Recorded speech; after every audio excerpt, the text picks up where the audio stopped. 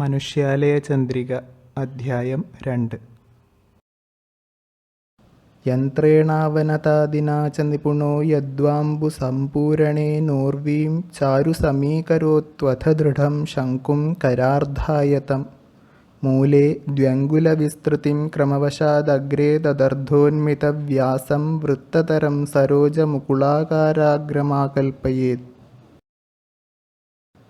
ശംകുദീർഘയുഗസംമിതസൂത്രേണാകലയ്യ പരിവൃത്യ സുവൃത്തം വൃത്തമധ്യമവധാര്യ സുസൂക്ഷ്മം ശംകുമത്ര സുദൃഢം ച നിഖന്യാത്.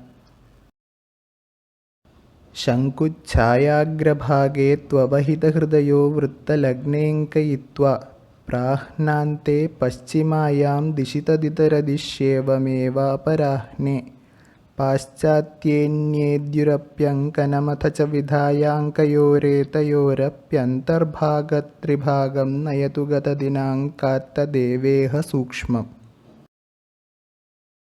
പൂർവാപരൗ ച പ്രഭവാങ്കയുഗ്മേ നൈവം സുസൂക്ഷ്മം പരികൽപ്പിതം യത് തദങ്കയുഗ്മാങ്കിതസൂത്രമേവ പൂർവാപരാശാപ്രഭവം സുസൂക്ഷ്മം.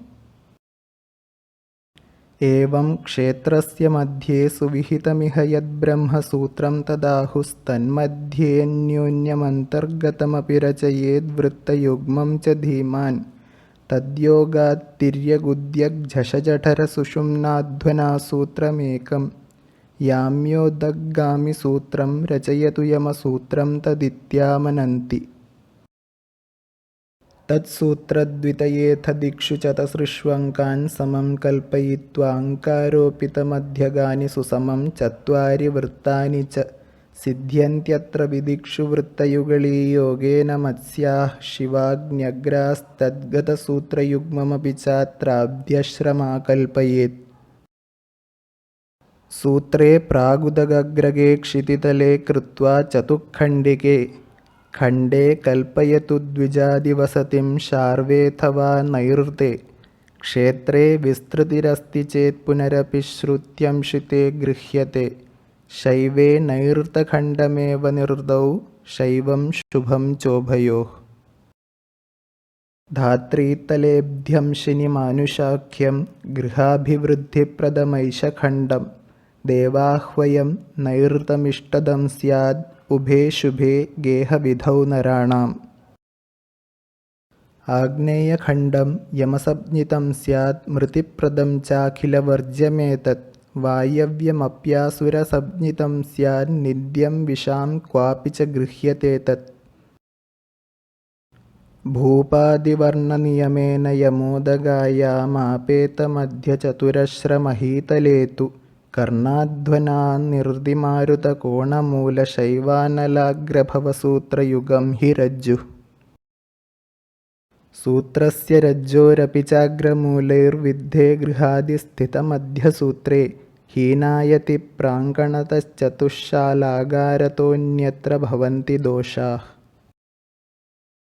प्रागादिक्रमशः स्याद्वेधफलं पतिवियोगकुष्ठरुजौ रिपुपीडात्मजधनहान्यनिलरुजः स्वकुलधान्यहान्याद्याः.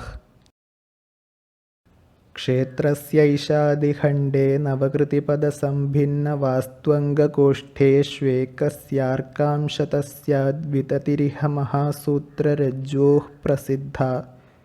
तद्वद्दिग्वर्गकोष्ठैर्विहितशतपदेष्वेककोष्ठे भभागो विस्तारः सूत्ररज्जोरहिकृतिपदभिन्नेष्वथैकाष्ठिभागः. समस्तगेहाङ्गणकूपवापी द्वारादिमध्यस्थितसूत्रवेधः मिथः समस्तेष्वपि वर्जनीयो रज्जोश्च कोणालयकर्णयोश्च. वीथीविस्तृतिकल्पनासु बहुधा दण्डो भवेन्मेदिनी विस्ताराद्गृहकर्तृपूरुषसमुत्सेधोऽत्र तालोन्मितः. तालैस्तैर्दशनन्दवारणमितैर्दण्डस्त्रिधा तेषु तद्वीथीविस्तृतिमेकतो वितनुयाद्यद्यस्ति भूविस्तृतिः. नन्दद्वन्द्वपुटेन वावृतितया बाह्यादिमध्यान्तिमाः वीथ्यः स्युः परितः पिशाचदिविषद्वित्ताधिभूदण्डिनां.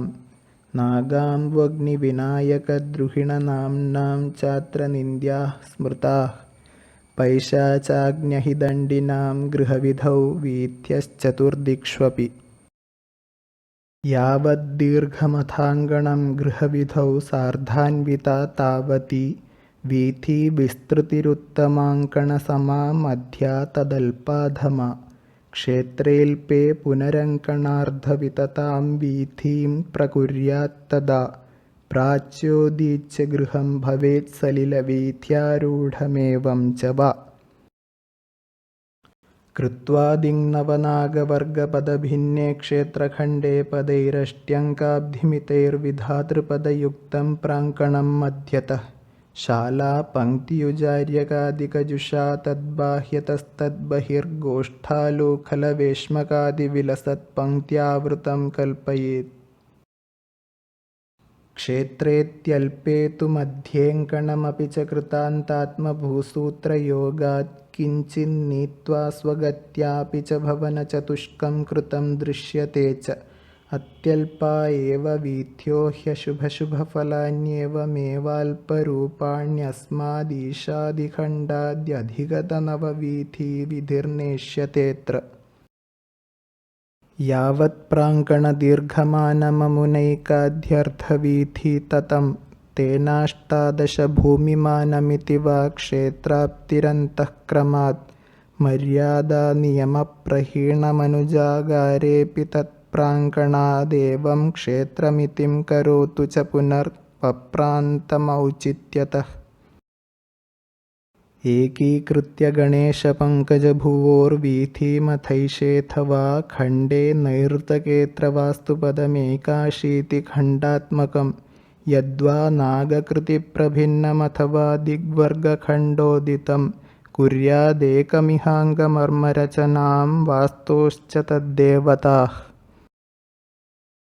नाड्यः प्रागुदगग्रगादशदशैकाशीतिकोष्ठे शिवाग्न्यग्रा पञ्चपृथङ्नवोर्मिगुणकोष्ठस्थास्तथा रज्जवः मर्माण्यष्टरसाशुगाब्धिगुणसङ्ख्यानैरकोष्ठस्थितैः सूत्रैर्योगसमुद्भवानि च शतं वर्ज्यानि कुड्यादिषु प्राग्वोदक्पदभास्करांशदलमात्रं मर्मसूत्रस्थितैर्नीत्वा विन्यसनान्नमर्मपरिपीडास्तम्भकुड्यादिषु वास्तुन्यत्र निपीडिते महिषसिंहानेकपानां शिरो हैमं कूर्मवराहयोश्च निखनेत्तच्छान्तये शान्तिकृत् एकाशीतिपदं प्रकल्प्य नवकं मध्येऽस्य बाह्यावृतौ षट्कं दिक्षु विदिक्षु युग्मयुगलं चैकैकशस्तद्बहिः चत्वारिंशदथैषु पञ्च च विरिञ्चाद्यापदेषु स्थिताः बाह्येष्टावपदस्थितास्त्र्यधिकपञ्चाशत्स्युरेवं सुराः ईशाद्यं बहिरावृतिस्थपदकेष्वीशानपर्जन्यकावैन्द्रीन्द्रौ भृशकहव्यादांस्तथा पूषणं भूयो वै वितथं गृहक्षतयमौ गन्धर्वभृङ्गौ मृगं पित्राख्यान् प्रतिहारपालमपि सुग्रीवं क्रमात् कल्पयेत् भूयः पुष्पादिदन्तं वरुणमसुरशोषाख्यरोगाशुगाहीन् मुख्यं भल्लाडमिन्द्वर्गळमदिदिति चेति बाह्यावृतौ च ईशाद्यापापवत्सार्यकसवितृकसावित्रसप्ज्ञाविवस्वान् इन्द्राख्यश्चेन्द्रजित्मित्रकशिवशिवजिद्भूभृतोऽन्तर्वृतौ स्युः ब्रह्मा मध्यपदेऽथ शर्वसहितः स्कन्दोर्यमाजृम्भकः प्रागादौ पिलिपिञ्छकश्च चरकीशादौ विदार्याह्वयः भूयः पूतनिका च पापपदपूर्वा राक्षसी बाह्यतश्चैतेष्टावपदस्थिताश्च परितो देवग्रहास्तद्बहिः आसीद्दैत्यः प्रदृप्तो निजभुजबलवीर्यादिनाक्रान्तकाष्ठा निष्ठो द्वेष्टासुराणां स तु युधि पतितो विद्धगात्रो धरित्र्यां व्याप्तः सर्वत्र पश्चाद्बहुतरपरिवृत्यैव पृथ्वीं विमथ्नन् मत्या दुस्था मुनीन्द्रास्त्वपि च मखभुजस्तावदेवं बुभूवुः।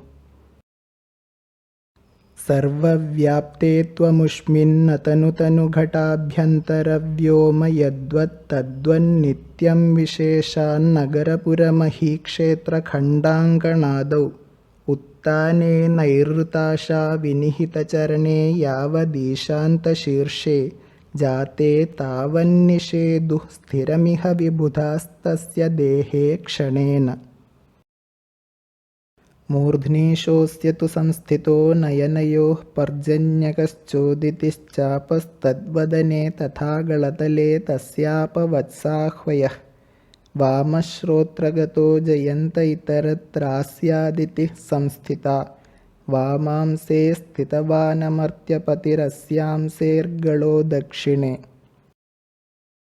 अर्कादयो वामभुजस्थिताः स्युश्चन्द्रादयो दक्षिणहस्तगाश्च वामप्रकोष्ठे सविता च सावित्रोऽन्यत्र रुद्रः शिवजित्प्रकोष्ठे। महीधरार्यौ कुचयोर्विवस्वान् मित्रश्च कुक्षौ द्रुहिणोऽथ नाभौ इन्द्रोऽस्य मेढ्रेण्डयुगे तु तज्जित्पादद्वये तस्य परे प्रविष्टाः।